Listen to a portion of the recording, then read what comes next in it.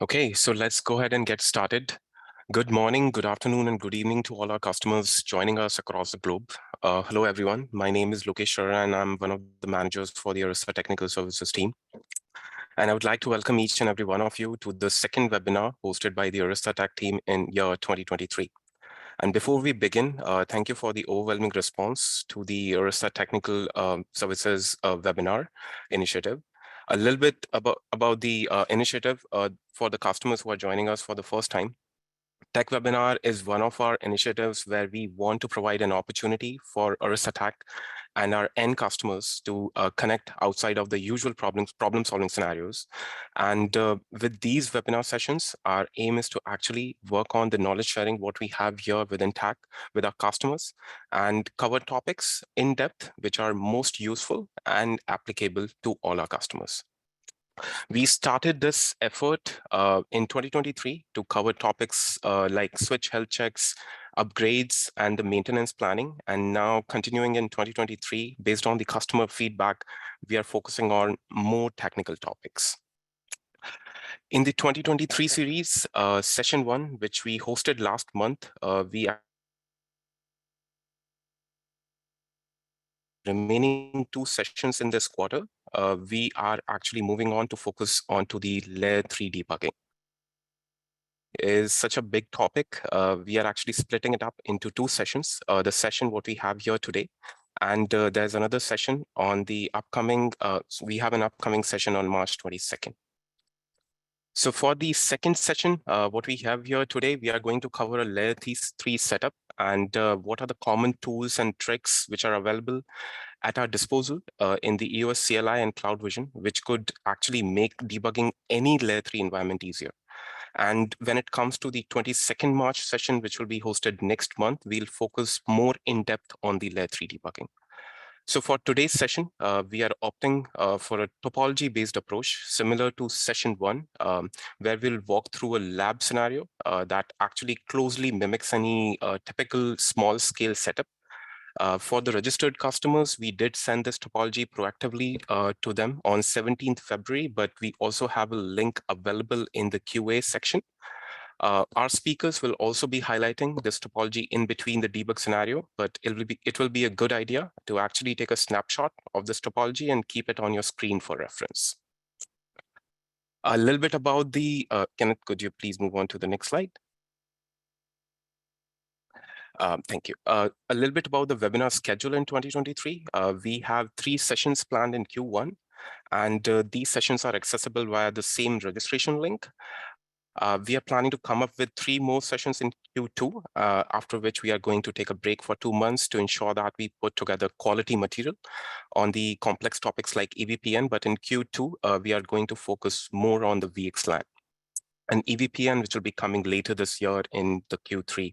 So this way, you will have our like spring, summer, and fall collections of the webinar, but a separate registration will be required for each of these webinar collections.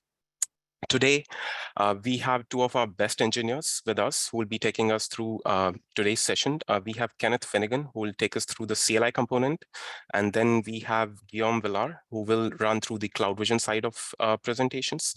The commands, what we'll be covering in these webinars are not production impacting. So you can definitely use these commands in your production setups and do the debugging through these commands. Again, these sessions will be recorded and they will be made available on the Arista Community Central if you'd like to have access to these in the future, along with the presentation material. Also, along with the presenters, we have our technical leads as part of the panel who can actually help answer any question you may have during the course of the presentation. You can use the Q&A manager, which is down in the Zoom GUI, to ask our panelists any questions. And I know we are running on a tight schedule here, but we will try to get our best to get to all the questions. But in case we are not able to get to all the questions in the stipulated time, we'll follow up via the email after the presentation. And again, if there are any unforced errors during the course of the presentation, we do apologize in advance and we're looking out for the feedback to make improvements. So without taking any further time, I'll hand it off to Kenneth to take you through the CLI part. Kenneth, all yours.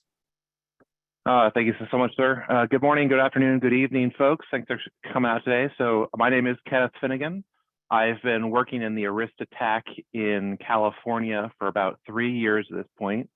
Prior to that, I actually ran one of the internet exchanges here out in California. And today I'm going to be talking about the layer 3 troubleshooting on the EOS CLI and kind of, what is TAC's approach when, presented with a new layer 3 problem, like how do we really attack it, right? And so for this setup, this is the topology we're going to have today. It is, everything's running 428.3, which is a maintenance release. That being said, pretty much all the commands that I'm going to be showing you today are going to be platform and version independent. There's going to be a few platform specific ones at the end, but all of these are non-impacting show commands, right? And so this is all stuff that you should be real comfortable running on a production environment while you're trying to troubleshoot some sort of partial impact. But looking at this topology, what we've got here is we've got a 2-spine, 2-leaf routed network. And so every single one of these lines is its own routed layer 3 point-to-point. We've got OSPF as our routing protocol set up.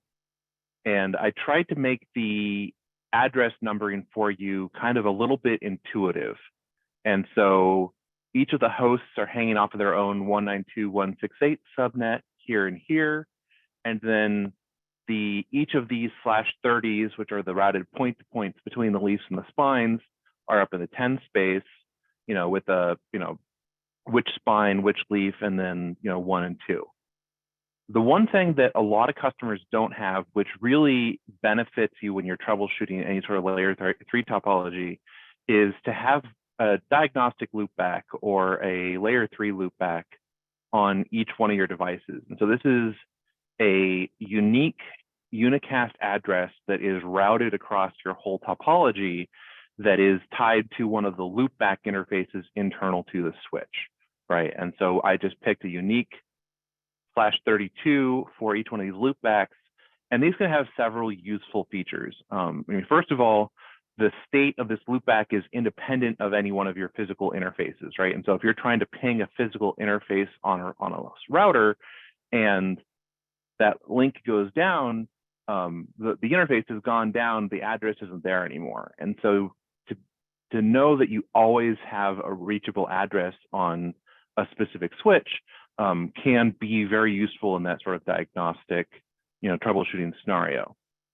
The other place that this can be useful is for sources and destinations of, any sort of diagnostic pings or trace routes, because not in OSPF, but in some other routed topologies, the actual point-to-point subnets, these /30s, can not be carried in the, in your full routing table, right? And so it could be that host 1 legitimately couldn't ping one of these point-to-points that it's not connected to.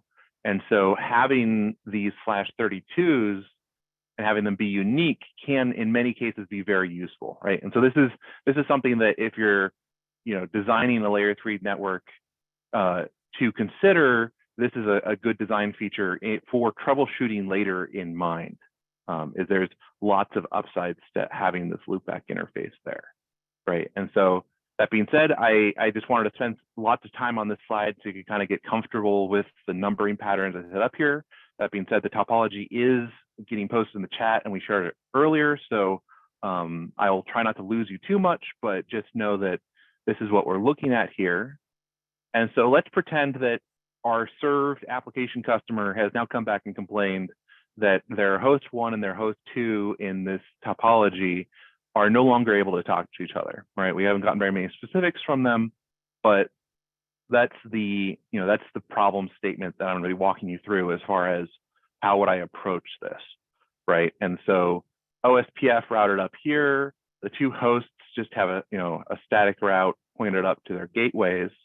And so that's the problem that we're trying to troubleshoot in this section here.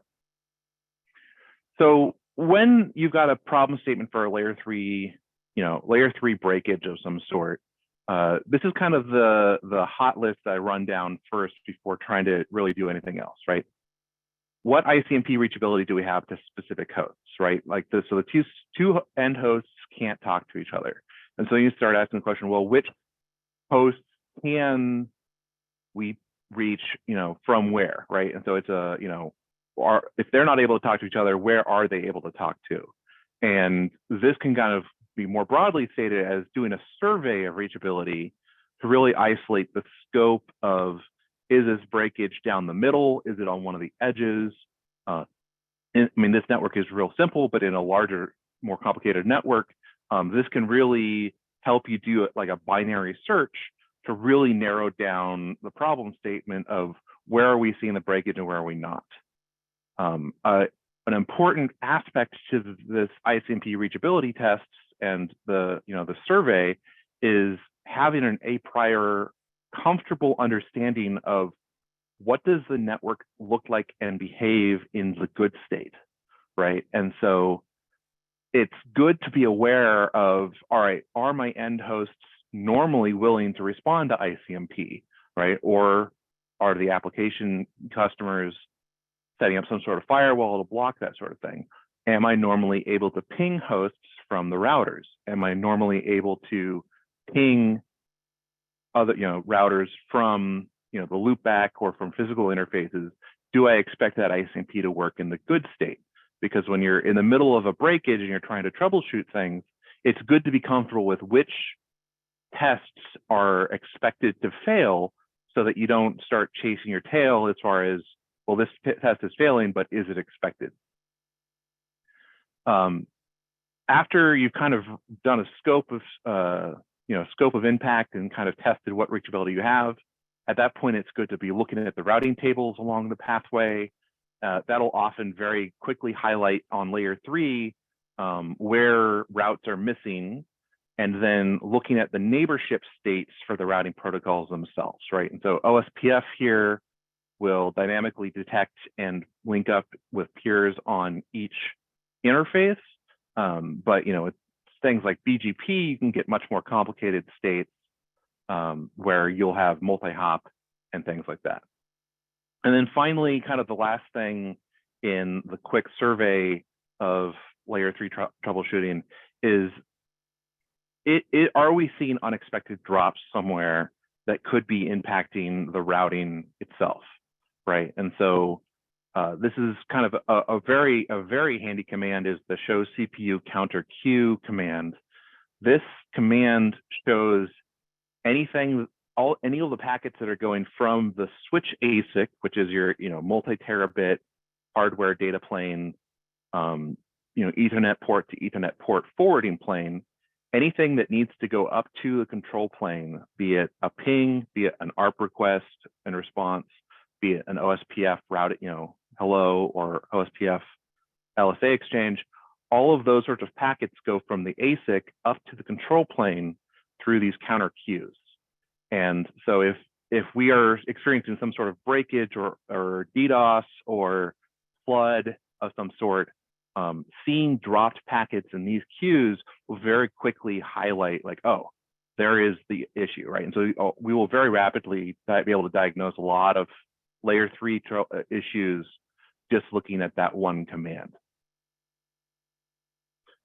So let's first talk about ICMP, right? ICMP is a relatively simple concept in its own, but there's a lot of more sophisticated flags that you can run with it. And so I wanted to highlight some of those here. All right, and so when in EOS, you normally run a ping command, it runs it 5 times and it comes back and says, of these 5 pings, here is the responses we got. Oftentimes the issue that you're trying to troubleshoot, it can be subtle enough that only 5 pings wouldn't be enough. And so it's often good to say, a ping to the address with a repeat of 100, or even sometimes like a repeat 1000. And what that says is, instead of sending 5 pings, send 100 pings. The issue is that when you ask ping to send a large number of pings like that, on many platforms, including EOS, the default behavior is to send those 100 pings as rapidly as possible. And so, if you ask it, send 100 pings, and it immediately sends 100 pings, a lot of the receiving side hosts, be it another EOS router that you've got on the other side, or some sort of hypervisor or a server, a lot of various hosts will have rate limiters or DDoS protection firewall rules in place that will rate limit the amount of ICMP that they're willing to respond to, right? And so if you send a host 10,000 ICMP pings as fast as possible, and you see 5% packet drop, it isn't really clear whether is there actually 5% packet loss along the path, or is it that the remote host is just unwilling to respond to 10,000 ICMP pings that quickly. And so the interval 1 command here says, do 100 pings, but space them out at 1 second intervals. And I see a lot of customers get confused and start worrying about they're seeing this egregious packet loss, but that packet loss can actually just be a deliberate rate limiter set up on the far side on the control plane that it just isn't willing to respond to 100 pings line rate, right? And so if you actually space them out, you can oftentimes see the problem go away. VRFs, or virtual routing forwarding domains, is a way that in EOS you can segment multiple different contexts. So you can have one full routing table in your default VRF, and then in other VRFs, you can have entire separate routing tables that do or do not interact with the default one. And so you can say ping inside of the context of a VRF. In this case, I'm just naming the VRF context red, and then you can ping an IP address. You can also ping from a specific source address. And this is where those diagnostic loopback addresses I mentioned earlier can come in really handy. Because if you ping someone, by default, the behavior is EOS figures out which interface it's going to route the request out of, and it uses that egress interface's address as the source address for the ping request. If for some reason you don't expect the remote host to be able to route back to the /30 point-to-point that you're egressing from, then the ICMP ping isn't expected to work. And so you can specifically say, ping this address, but instead of using the default selection behavior, specifically use this source address from one of our local interfaces. And so, for example, if you're trying to troubleshoot a host, connectivity for a host subnet, you can source from that host subnet itself. Lastly, you can actually drop into Bash, because EOS is on top of Linux, right? EOS is built on top of specifically CentOS 7. And so you can drop into Bash and then run the standard Unix ping command there. And so any flags that you have there, if you want it to run continuously, you can drop into Bash and run the full ping command without the EOS CLI syntax up here, but the standard Unix or Linux syntax down here. I mainly use this because the default behavior for Unix ping is to run continuously forever. And so I'll almost always say bash ping this address, and then it'll run until you hit Control-C. So like I said, virtual routing and forwarding domains are these isolated set of routing tables. Here's when you download the slides, we will have this link to the article here on kind of more details about VRFs. But a very handy trick, which I'm going to show you in the screen in the video in a moment, is that it can oftentimes be difficult to, every time that you run a ping command, it's difficult to remember to specify which VRF to do it in, right? And so if you're doing a lot of diagnostics in a specific VRF, you can actually completely switch into that VRF with CLI VRF and the name of that VRF. And that switches you over. And then at that point, everything you run by default is inside of that VRF context. And so I'll show you how that can kind of help your sanity a little bit, because you'll run a ping command that you expect to work, but if you forget to specify to do it inside of a VRF, it comes back and fails, and you kind of need to remember why. And so this is something that I love to do that a lot of customers are not aware of, that I think more people should be aware of. So with that, I have, for the sake of live demos, pre-recorded the screen share, and then I will voice over it here for you. And so what we have here is, in our topology, the host 1 and host 2 on the bottom here. These are our two hosts. I have leaf 1 and leaf 2 open in 2 more SSH sessions, and then the spines aren't shown yet, but we also have the 2 spines above us.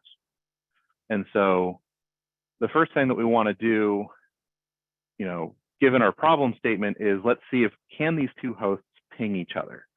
So from the host running Linux, we've got a ping with account 4, and we get a destination net unreachable.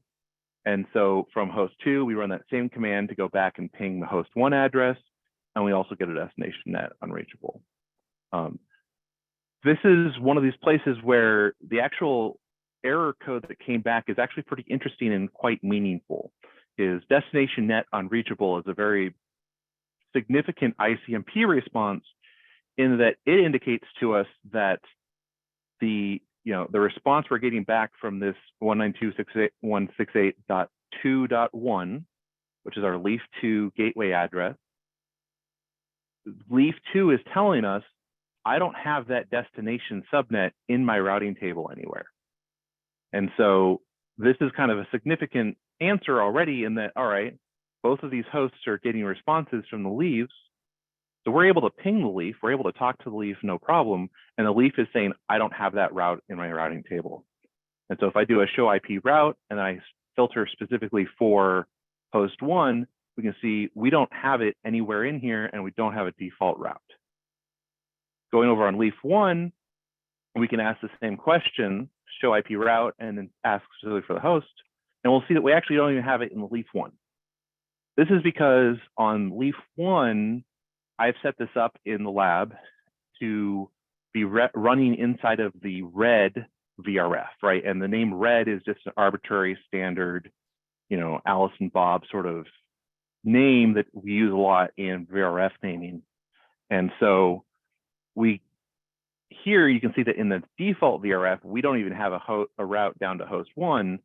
But if we ask it to do show IP route in the VRF red, we can now see that we actually do have a connected route down on Ethernet 23 down to the host, right? And so we can now ping inside of that VRF, the host, and we can say, okay, so we at least have communication here on the left side, leaf down to host, right? And so really the breakage is somewhere between leaf 1 and leaf 2, but trying to remember to run all the rest of our commands in this red VRF, with this VRF, can be difficult. So if we do a CLI VRF red, now when we run the ping command with no VRF specified, it's being run inside of the red VRF. In any reasonable network, of course, you would not have a VRF on leaf 1 and not have the same VRF on leaf 2. You would really generally want to match this across your whole network. But this is a lab environment, and we only have 4 routers here. A common mistake that I have made, as anyone else will, is when you want to go from the red VRF back to the default VRF, you don't exit. If you type exit right now, it'll actually close out the whole SSH session. What you want to do is say a CLI VRF default, and that'll take you into the default one, right? So it's not that you're entering into the red VRF, you are switching over to. And so that's, I have tripped that up. I have tripped up on that. Pretty much everyone else has too. So doing a show IP route, looking at our full table here, we can see that on leaf 1, the routing table is kind of suspiciously small. As we've got our loopback address, we've got our 2 point-to-point uplinks to the spines, and we've got our local, served host subnet. And these are all directly connected routes, which we can see by the C here, which decoded up in this table up here means that it's a connected route. Where if we go on leaf 2 and we look at the show IP route here, we'll notice that we have quite a few more routes, including OSPF version 2 learned routes. So the O's here indicate that these are routes that we've learned from OSPF, including those diagnostic loopbacks on the spines, but not leaf 1. We have our directly connected diagnostic loopback here, /30s, and then we've got our host net, right? And so already we can see here, all right, we can see the loopbacks on the spines, but we can't see leaf one loopback. So this really already points us to, there's on this side, we can see the spines, on this side, we can't. So there's probably some sort of breakage between leaf one up to the spines.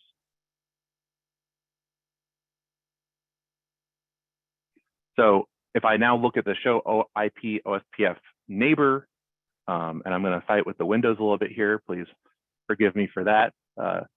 We're going to move stuff around a little bit because now we're looking from the leaves up to the spines. I'm trying to get this all on one line for you. So here you can see that from leaf one, we've got two neighborships, and they're both in the full state. Where on leaf one, if we do a show IP OSPF neighbor, and remember, I'm inside of this VRF now, and so I don't need to specify which VRF to run it in.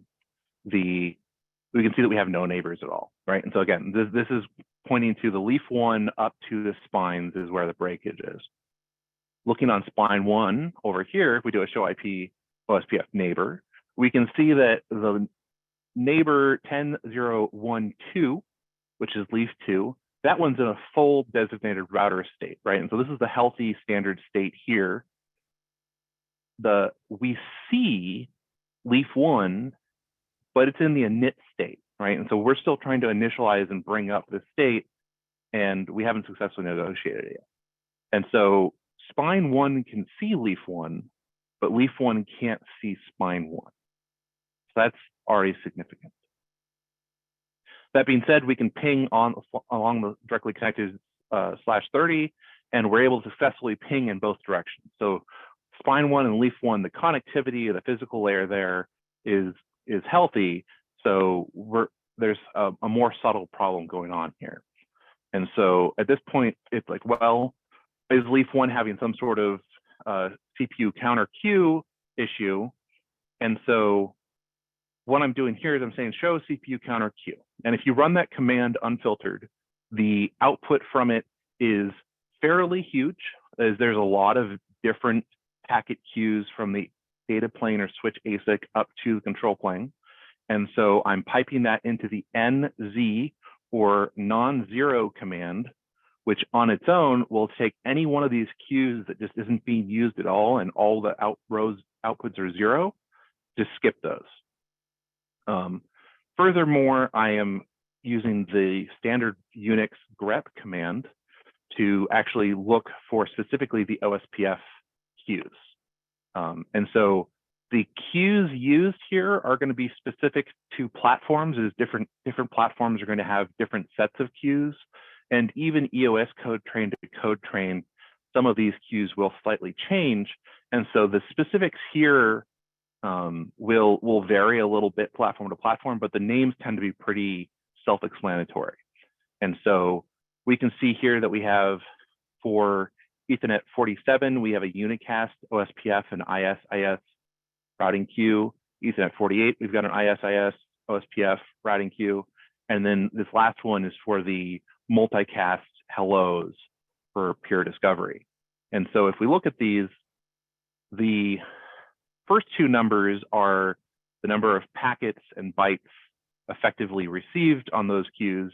And the third and fourth numbers are the number of packets dropped and number of bytes dropped. So if you see non-zero numbers in the last two queues here, that will often be a very strong sign that you're having some sort of issue. But here we're seeing that, okay, we're not dropping anything. So all of these OSPF packets are making it through the ASIC up to the control plane. So we're not just losing the packets due to congestion or flooding. But oftentimes, like the vast majority of your COP queues will stay at zero. Let's actually look at the OSPF packets themselves. So dropping into bash, running TCP dump on Ethernet 47, and we're going to filter it for the protocol OSPF. And then we'll go up on the spine and we'll run the same thing. As we've mentioned in previous webinars, when you want to take a TCP dump on the data plane or traffic getting bridged or forwarded through a router, you need to set up a mirror to CPU or a monitor session or an S-flow mirror. You have to some way force these packets to come up to the control plane. That being said, since we're looking at routing protocols here, and these are packets that are being elevated up to control plane because that's where they're headed, we don't need to set up any sort of extra mirror or monitor session because the actual packets themselves will already show up in the TCP dump. Looking at this TCP dump, we can see that on both of these routers, we can see all of the same packets, right? And so the timestamps are slightly offset here, and that's because we don't have good, in this lab, I didn't set up NTP, and so shame on me. You wanna have a good NTP server set up so that you have the same timestamps on packets. But you can see that from the leaf one's perspective, it's claiming that it's the designated router for the link because it's not seeing anyone else. And from the spine's perspective, we're also claiming that we're the designated router, and we're claiming that we see the neighbor of leaf one, right? And so this is at the packet level, agreeing with what we saw in the show IP OSPF neighbor outputs, in that the spine can see the leaf, but the leaf can't see the spine, right? And the packet's even showing up down here, which means that the OSPF packet from the spine is making it to the leaf. And so there really must be some sort of breakage at the leaf level between the control plane and the OSPF router. This is not an uncommon breakage.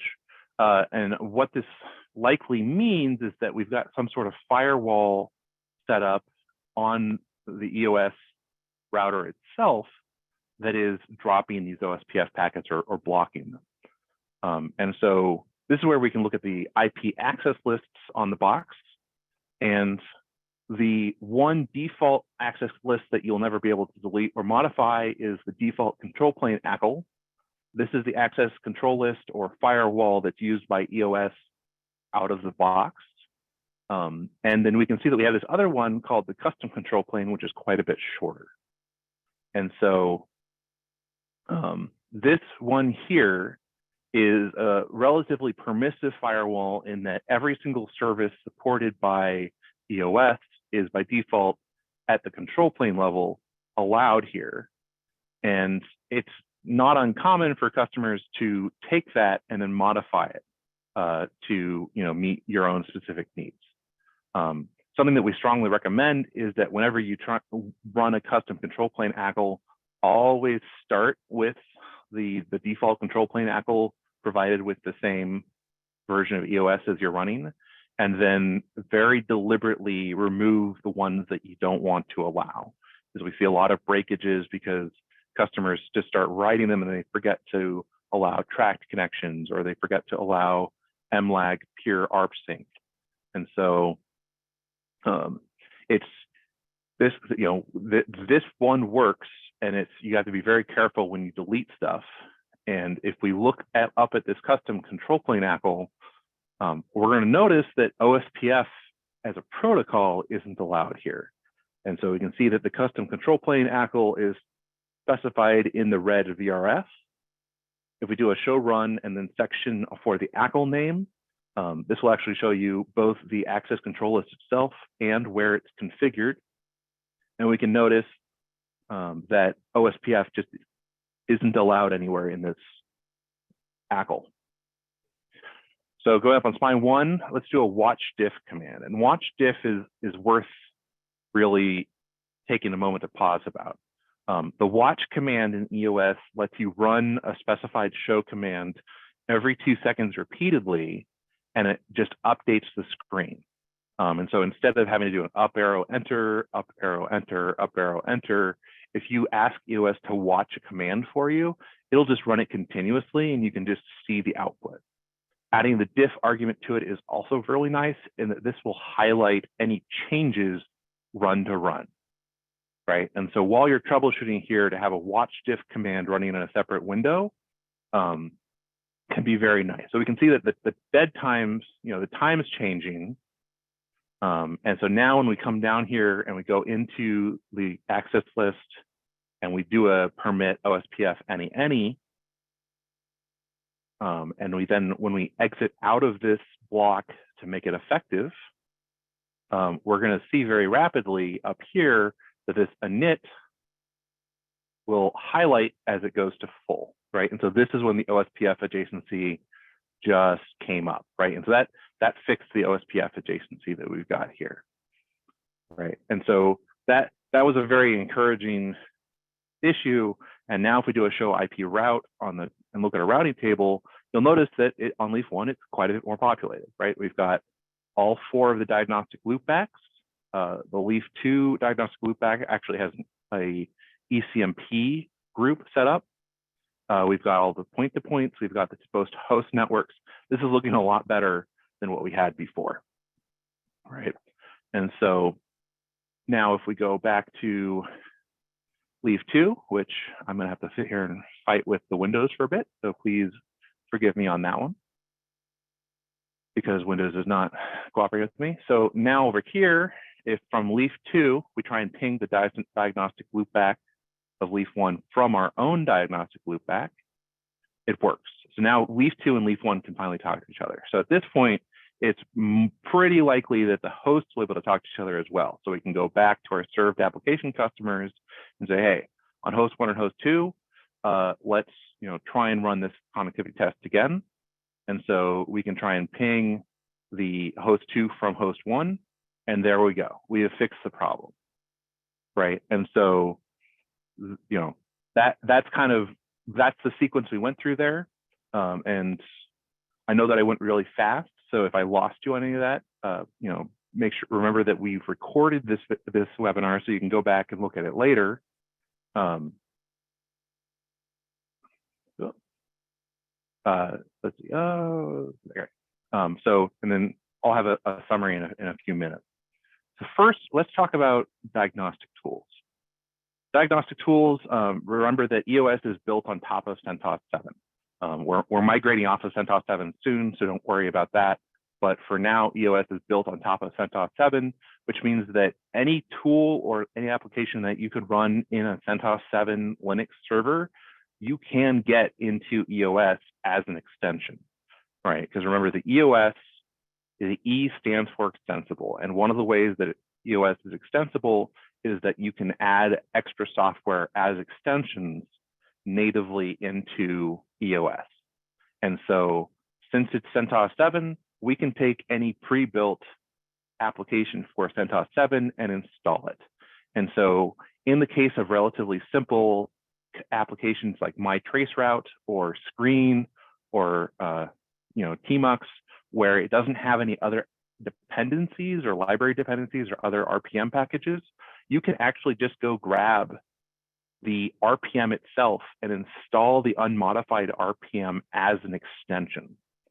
For more complicated app software where we have library dependencies and you need to pull in more than one thing at a time, we have an article here that you can go look at as far as packaging multiple RPMs into a software image extension or SWIX file. But for simple stuff like MTR, you really can just go grab the RPM file off the 2 CentOS mirrors. On 32-bit, it's in the alternate arch repo. For 64-bit EOS, which is the future, you can just go grab it straight there in the standard CentOS 7 repository, copy it into the extension folder, and then install the extension there. So let me pull that video up. So again, we've got leaf 1, leaf 2, host 1, and host 2. And so from host 1, I'm going to sit here and try and ping host 2, and I can. And then, of course, the other good diagnostic tool is traceroute. So from host 1, I can try and traceroute to host 2. And this is where I need to admit that we've lied to you a little bit here, right? We said that host 1 and host 2 were just Linux servers hanging off of it, but this is an Arista webinar and this is an Arista lab. And so host 1 and host 2 here are actually also EOS routers. I'm just for this topology, I set them up to act as hosts, but it really is an EOS router, right? And so on the host 1 here, I can actually exit out of the bash shell and I'm now in the EOS prompt again. And so from the EOS prompt, if I switch back into the default VRF, which is where I have my management subnet, I can then just say copy this HTTP URL or HTTPS URL if you preferred into the extension folder, and then I can just say extension, the MTR file name that I just copied in, and that installs my traceroute as an extension. Is there anything specifically special about my traceroute? No. I just picked that as this is a popular diagnostic tool that oftentimes is missed in EOS, but remember that this can be done with anything that you want to bring in. So we have some other diagnostic tool that is your own personal preference that you want to bring in, or if you develop your own diagnostic tool that you want to install as an extension, this is the way to do it. And so if I now switch over back into the red VRF and drop into bash, now when I run the MTR command, it is inside this red VRF, and it then runs. And the nice thing about MTR is that it continuously runs, and it actually scans through the list here. The default ICMP mode here is nice when when you really want to just continuously see a live update of how much lost, what's my latency. But you can also run MTR in UDP mode. And UDP mode is nice in that it has varied source and destination port, or has enough entropy in the IP header that you'll start seeing ECMP pathways, right? And so where in traceroute, you by default can see the ECMP pathway and the 3 pings that you get from traceroute print different addresses. Here, MTR is kind of nice in that it shows the second step is this list, right? And so we can see the first step here is the leaf-1 gateway. The second step is the 2 point-to-points up to the 2 different spines. The third step is the 2 point-to-points from the spines down to leaf-2. And then since we're using UDP, the host itself doesn't respond anymore, but the host would be there, right? And so again, if you really have been missing my traceroute, here's how to install it as an extension. To have it always installed when you reload, you want to make sure to copy the extension from your installed extensions list to your boot extensions list. So that way when you reload EOS, it happens by default. But this is just kind of, I think, another underappreciated way that you can go grab any diagnostic tool RPM you want and bring it in, and it's then available to you on EOS.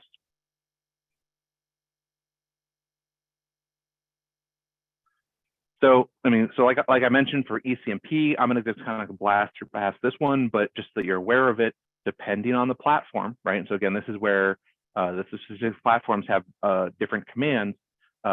If you're trying to trace some sort of issue where it works on some pathways and it doesn't work on some other ECMP pathways, you can actually ask EOS to tell you, given a packet with this source and destination address and this source and destination port, with some caveats as far as limitations for various hashing options, it'll tell you, I would have hashed this flow onto this port. And so if you can find a specific port, a specific connection that works and a specific connection that does not work, this lets you kind of manually dump out of EOS, what does the ECMP hashing look like on this platform?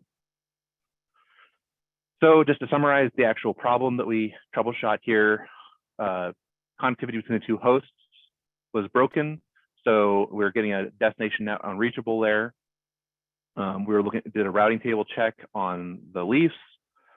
We then, asked how much of the network is reachable, how far out, what was the scope of the impact there.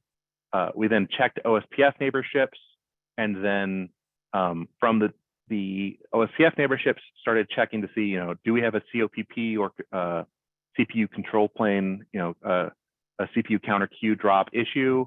We don't. Was there a custom control plane ACL? Yes, and that was where we found the problem, right? I don't expect you to be able to read this, but if you download the slides afterwards, this is a handy reference of what started going on, of what we did here. All right, and then we didn't get to dig much into OSPF here because it's a relatively simple topology, but when you're digging down extremely deep in OSPF, this is kind of a good set of commands to be aware of as far as if you're really troubleshooting a OSPF issue itself and not just a basic layer 3 thing, right? And so it was difficult to get a topology complicated enough here so that you could see these in play, but these are good commands for you to go off and play with in your own lab as well. So for the last part of troubleshooting on EOS itself, I want to talk about the monitor connectivity agent. This is again, another one of these tools that a lot of customers are not aware of that is turned off by default, but is available out of the box in EOS, where you can ask EOS to monitor connectivity to a remote host and kind of just collect that data and have it available locally. On its own, it can be kind of handy if you wanted to have a bit of a dashboard so that you can sit here and ask it to show, what's my reachability up to the spines or to a few specific hosts. For larger scale, you would want to turn down the frequency of it, right? So if you ask monitor connectivity to monitor what's my reachability to all 50 leaves in my fabric, that would have some issues with the default 5-second intervals, but you can crank it back so that it monitors on a longer time scale. So that being said, the minimal configuration here is fairly straightforward. As you just say monitor, go into the global monitor connectivity block, do a no shutdown to enable it since it's turned off by default. And then you can start specifying hosts and IP addresses, and HTTP URLs if you want. Here's an article that you can go read all of the specifics on it, just to show you a demo in our lab here. So on leaf 2, I'm going to sit here and try and ping the leaf 1 from the diagnostic loopback, and we can see that works, and here's the numbers. And then from spine 1, I can try and ping the diagnostic loopback from its own diagnostic loopback. But it's kind of tedious to sit here and type out all of these commands. And so monitor connectivity lets us on leaf 2 predefine, here's a list of other hosts that we're really interested in, and it's all set up and saved here, right? So we've said no shutdown, use my diagnostic loopback as the source, and then here's the leaf 1 in both of the spines. And so this kind of sets it up as this nice template so that now if we're having some sort of reachability issue, instead of needing to manually step through the whole network, I can say show monitor connectivity, and it prints out this table that shows me for my hosts of interest, here's their address, here's my local source interface, latency, jitter, and packet loss, each of them, right? In a lab environment, this isn't particularly interesting, but like if you wanted to have a dashboard like this to like a few specific hosts of interest to across your DCI or transport links, there's a lot of possibilities here for how to build a simple, basic local dashboard here in EOS, just so that you can have something useful. We're going to break out that watch diff command again, so that we can kind of see what show monitor connectivity looks like live. And so every 2 seconds, we're running the monitor connectivity command, and you can see that like the latency and the jitter numbers are slightly updating. And then over here on spine 1, we'll just set up a ping to the leaf 1, and let's simulate a breakage so you can see what that looks like. So on leaf 1, let's simulate a breakage by going into the config and just shutting down both of our uplinks. So go into interface Ethernet 4748, do a shut, and this is going to now essentially isolate leaf 1 from the rest of the network. So you can see ICMP ping stopped working immediately, and we have network unreachable. And then a few moments later, you can see that this updated as well. And so packet loss went to 100%. When packet loss is 100%, the latency and jitter numbers here go a little bit bonkers. So disregard these numbers if there's no packets being measured for it. But if we now go into leaf 1 and do a no shut, so we've fixed the breakage, you can see that the ping hasn't started working yet because we first need OSPF and the link and spanning tree and kind of anything else you have that needs to reconverge, that all needs to come up first, right? And so it's going to take about a minute here and this is not a connectivity monitor feature. This is just a, OSPF is taking its time to come up here. But in a few moments, we'll see that the ping starts working as soon as everything has reconverged. In a few more moments, right? And so this is us not waiting on connectivity monitor. This is just OSPF being a little slow here. All right, and so now we can see that the ping has started working and the monitor connectivity itself hasn't updated yet. It takes a few more seconds, right? And so when you're live troubleshooting something where you make a change and you want to see if it changes, the pings itself, running a specific ping can be more helpful than the, watching the monitor connectivity.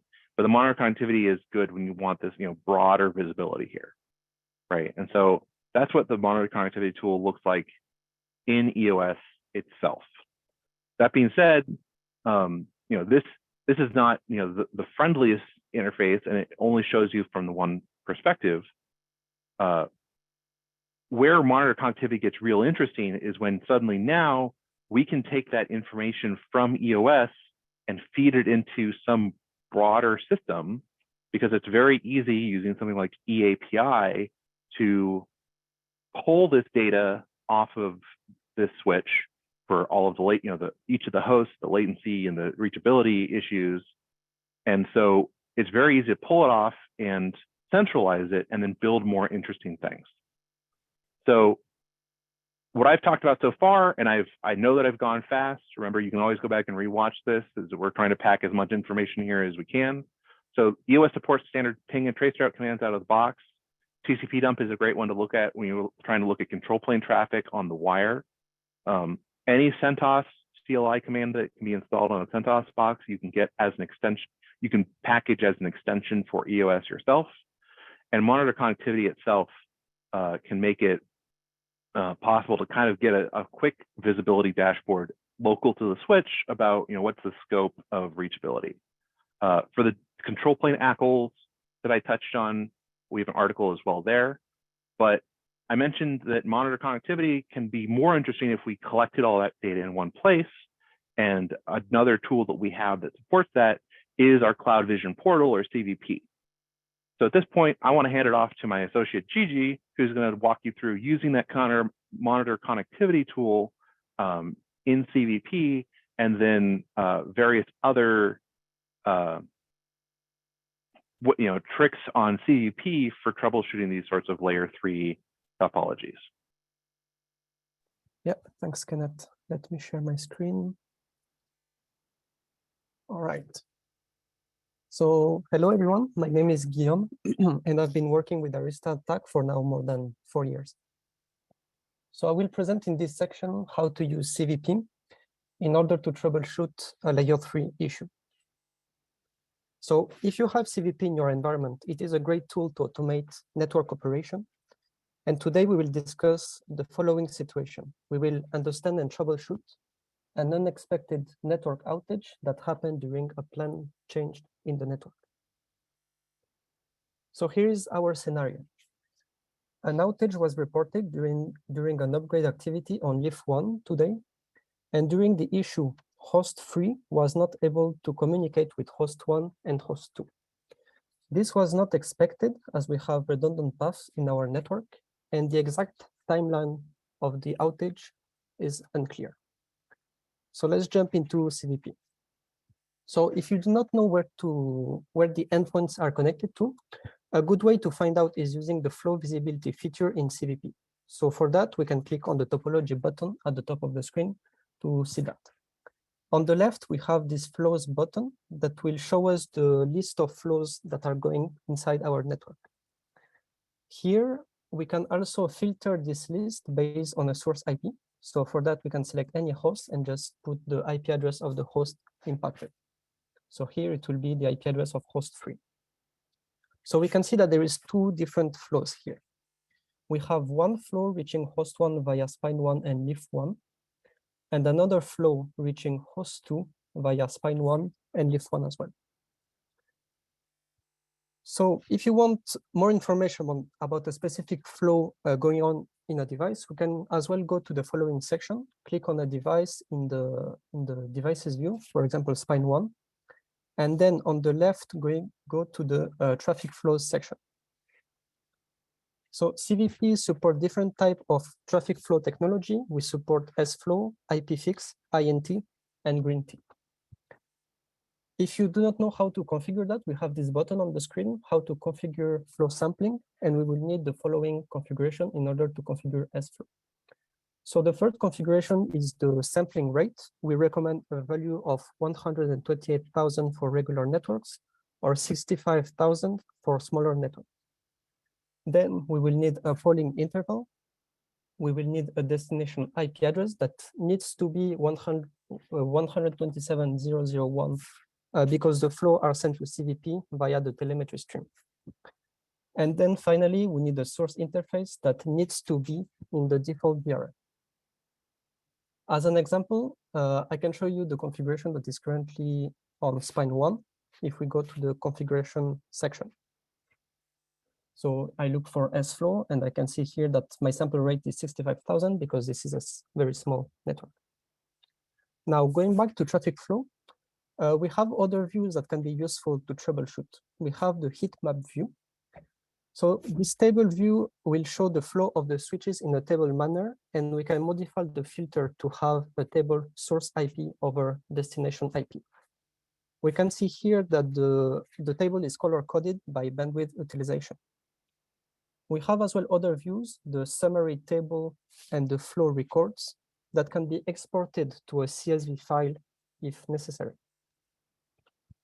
Back to the heat map view, we can also filter this view based on the source IP by clicking on any host here.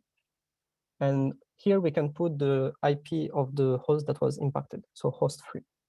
So here we can see that this host on the time selected has a bandwidth of 2.7 gigabytes, and we can compare that to other devices. So for example, Leaf1 has the same bandwidth of 2.7 gigabytes from that host. And if we select Leaf2, we can see that there is no data from that source on that particular device. So going back to the slides, I can show you in a more clear manner what is the topology. So this is a similar topology as the one Kenneth used earlier, except that now we have an additional host connected to a spine here at the top. The spines and leaves are connected to point-to-point interfaces and using OSPF as the routing protocol. Note here that we have a host connected to spine 1. This is not really a recommended design, and it is only used here for simplicity and demonstration purpose.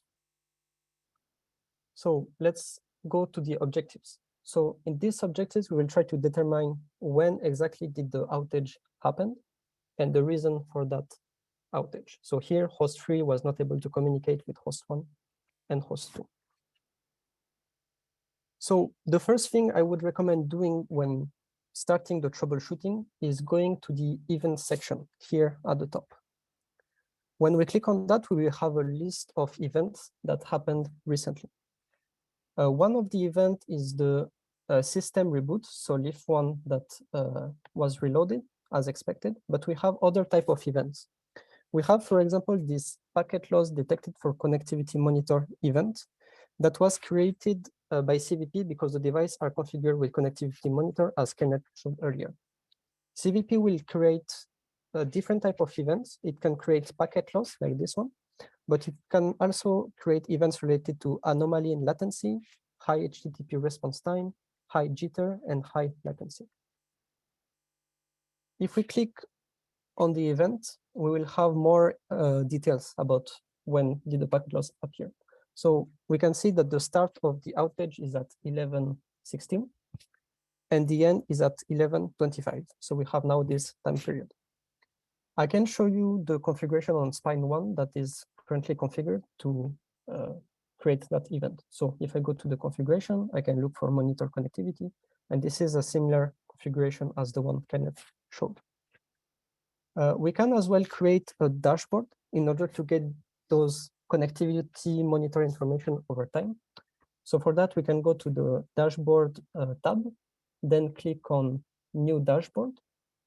And then we can select a horizon graph here on the right. Then we can start configuring it by clicking on it. So here our data source will be connectivity monitor. And we can specify either a single metric for multiple source or multiple metrics for one source. Then we will select our metric. So here it will be the packet loss metric. And now we will select our two spines. So we can see that both spines could not communicate with neither host 1 and host 2 at the same time, so between 11.16 and 11.25.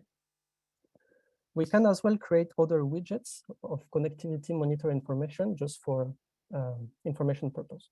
So here I will create a graph of the latency over those two hosts over time from spine 1 and spine 2. And we can see that the latency before the outage was around 0.3 millisecond. During the outage, it was not available, and after it was 0.3 millisecond. Now, since this is a layer-3 environment, we can see if there is any issue with the route itself. So CVP allows us to check the routing table of each particular device at a specific time. So we will use that in order to troubleshoot further. So for that, we will go to the devices section and select the spine 1. On the left, under routing, we will have this IPv4 routing table. So this is the routing table of the switch in the live view. And that would be an output similar as the one we would have with show IP route on the CLI. On this view, we can filter based on a specific prefix that we know was impacted. So here we will put the prefix of the host 1 network, which is this one. Here we can see that we have a unique next hop from spine 1 perspective in order to reach that network. On the right, we can see this routing table changes section. And if we scroll down, we can find again this subnet there. So this means that the last change about that subnet inside the routing table is at 11:25, which is the end of the outage as we saw in the event section. We can see as well as soon as I click on that, the time change at the bottom. It is now the routing table at 11:25. We can drag this blue button in order to change the time. So for example, if we select 11:19, which is at the time of the outage, we can now see that we don't have any route to reach that subnet at the time of the outage. Now, if we drag again the time before the outage at 11:10, for example, we can see that we have again this entry present.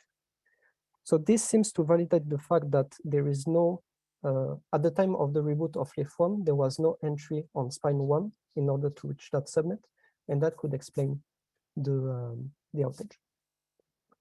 Now, we can compare the routing table using the timeline like that. But if we want a quick comparison between now and before, we can use the comparison feature, which is a very useful tool. So for that, we will go to devices and click on comparison. And here we have 3 different types of comparison. We have the 2 devices, which will compare 2 devices in the current live view. We can compare 2 times, which will be 1 device at 2 different times, and then an advanced option, which will be a mix of both. So here we will select 2 times because we want to compare the routing table of spine 1 at the time of the outage and in the live view.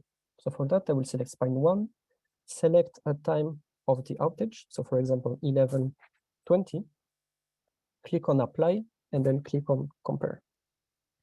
So here we will have the general view of the state of the device at those 2 times, including the IPv4 learn route count.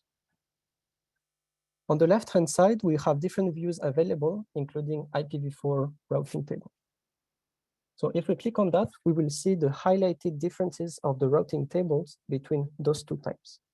So this means that at the time of the outage, we didn't have any route to reach that prefix from spine 1 perspective. Please note here that we have as well a filter on the prefix column. So if I remove that, I will have the list of prefixes that were removed at the time of the outage. So this seems to validate the fact that when LIF1 went down, we had no path to reach that network. Now, in order to find the root cause of this issue, we can try to compare the different configuration of our switches. So for that, we can again use the comparison feature to compare the configuration. So this time we will use two devices and we will start comparing spine 1 and spine 2 configuration. So I will go on the left on the configuration section, and here it will be the differences in configuration. So at the top, we have expected differences related to interfaces and IP addresses. And at the bottom, I will have the OSPF section. So here we couldn't find anything suspicious. Now let's try to do the same thing, but now comparing LIF1 and LIF2 to try to see if we can find anything different. So again, at the top, we will have the interface related section with IP address that are changing, which is expected. And at the bottom, we have the router OSPF section. So we can see here that we have this extra line on LIF1, which seems suspicious. So on LIF1, we have this network 0/0 area 0 configuration that will tell OSPF to run on all the interfaces, which will make their network be advertised to the neighbors. So this seems to be the root cause of our issue, because if this configuration is not present on LIF2, LIF2 will not advertise the host 1 and host 2 networks to the spines. And thus, we have a single path to reach host 1 and host 2 subnets that will only be via LIF1. And thus, we don't have any ECMP in our network. So that was the root cause of our issue. And before wrapping up and summarize what we did, I would like to show you an additional feature of CVP, which are actions. So if we go to the provisioning tab at the top, and then go to the actions tab, we will have this view. So actions are Python script that can be either directly executed from CVP or integrated as part of a change control. On the top right section, you have this Help Center button that you can click in order to have more information on how to use action. For now, I will just demonstrate a particular action called TAC bundle, which is used in order to create a log bundle on EOS switches for TAC to investigate logs. So if we click on that, we will have the script in the middle. And if we scroll a bit, we can find the typical logs that TAC asks in order to troubleshoot an issue. So all the common show commands. So let's try to execute that script. So if we go to execute, we can then give the arguments that are required. So the SR number and then the device where to execute the script. So then I will just need to execute the script, and this will automatically create the log file that can then be pulled and then shared with the TAC team for investigation.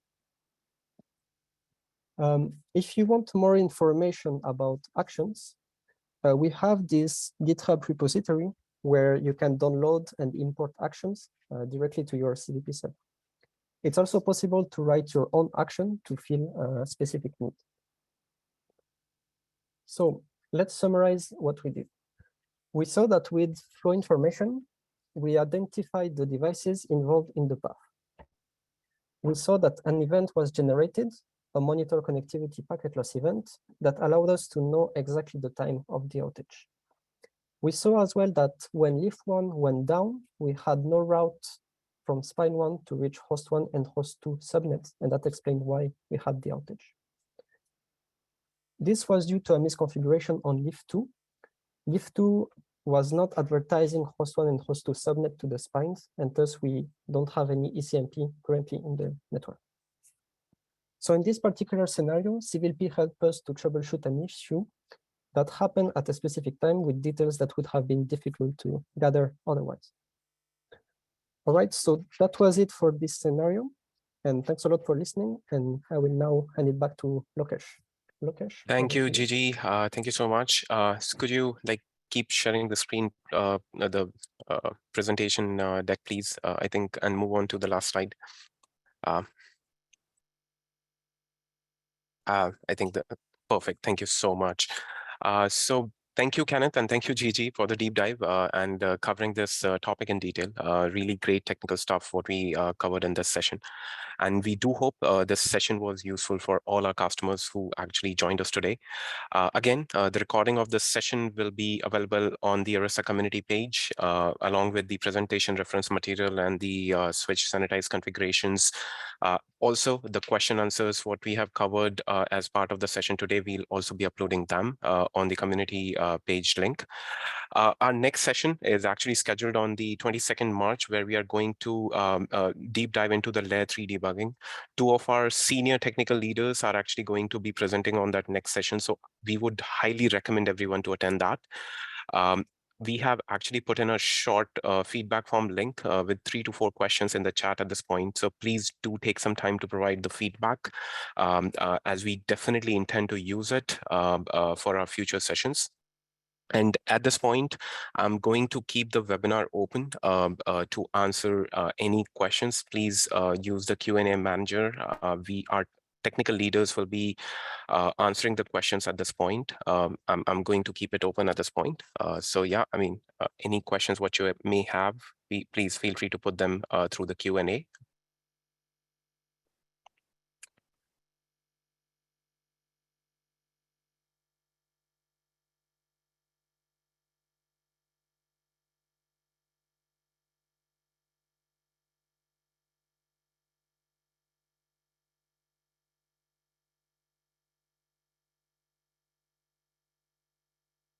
I think there's a question, Guillaume, if you want to take that. And I think Thomas is also writing an answer to that question. So is the TAC bundle action standard in the certain version of CVP, or do I think there's a question from Matthews, do I have to download, add to my current version? I think Thomas has... Yeah, so we just shipped it in 2022 3.0, but you can download it from our GitHub page, where we have the CloudVision, all our CloudVision Python actions that we wrote. I think the one that Guillaume also mentioned. I'll also reply in the Q&A section. 1 second.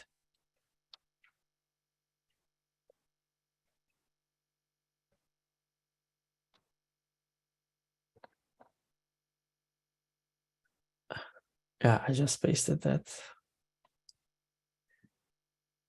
Just one quick thing on that CloudVision Python actions repo.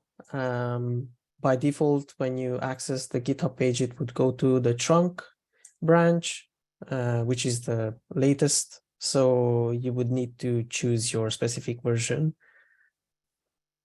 because some of the libraries have changed. Okay, perfect. Thank you, Thomas. Sure thing.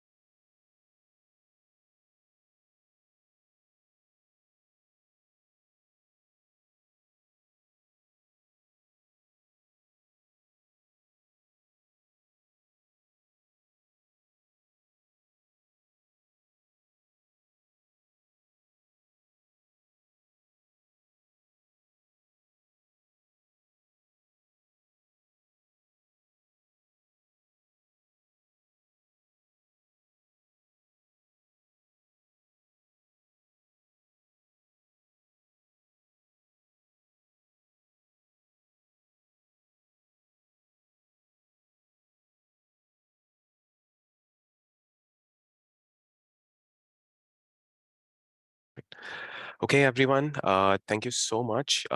I think there's a last question from Benta. I'm going to take it live. There's a way to copy all these Q&As. Definitely, we are going to, as I said, upload all the material, presentation slide deck, along with the recording, along with the QAs on the Arista community page in 24 hours. And we'll be sending out an email to all our registered customers notifying that it's been uploaded. So definitely, we intend to provide all the materials out there in front of our customers who actually were not able to attend it live or want to reference it at a future date to refresh that knowledge. Okay, I think Edgar, excellent webinar. Thanks. Thank you, Edgar, for your feedback. So at this point, I think as we are done with all the questions, we answered almost 100 questions. But if there are any other questions you have after the webinar ends, please reach out to us on tac-webinar@arista.com. And if there are no other questions, then I'm going to sort of like close this webinar at this point. Thank you, everyone, for joining us today. And thank you so much for your time. Bye-bye.